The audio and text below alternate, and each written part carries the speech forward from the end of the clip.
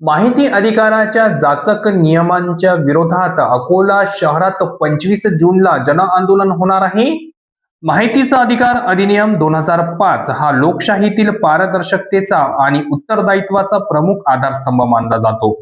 मात्र महाराष्ट्र शासनाने नुकत्याच लागू केलेल्या माहितीचा अधिकार नियम 2026 मधील जाचक अटीमुळे हा कायदा कमकुवत होत असल्याची तीव्र भावना व्यक्त होत आहे. या विरोधात 25 जून रोजी अकोला जिल्हाधिकारी कार्यालयावर निषेध आंदोलन पुकारण्यात आले आहे. नव्या नियमानुसार माहिती मिळवण्याची प्रक्रिया अधिक खर्चिक आणि गुंतागुंतीची झाली आहे. आंदोलनकर्त्यांच्या मते विविध मुद्द्यांवर हा आंदोलन होणार आहे.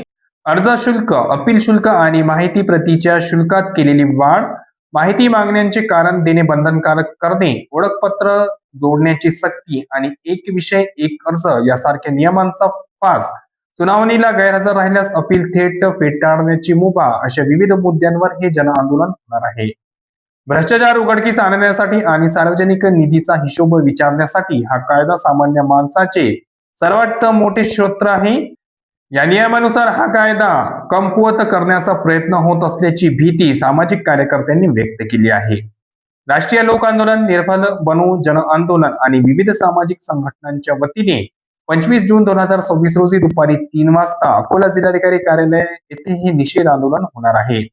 आंदोलनानंतर जिल्हाधिकाऱ्यांमार्फत शासनाला निवेदन सादर करून जाचक तरतुदी तातडीने रद्द करण्याची मागणी करण्यात येणार आहे.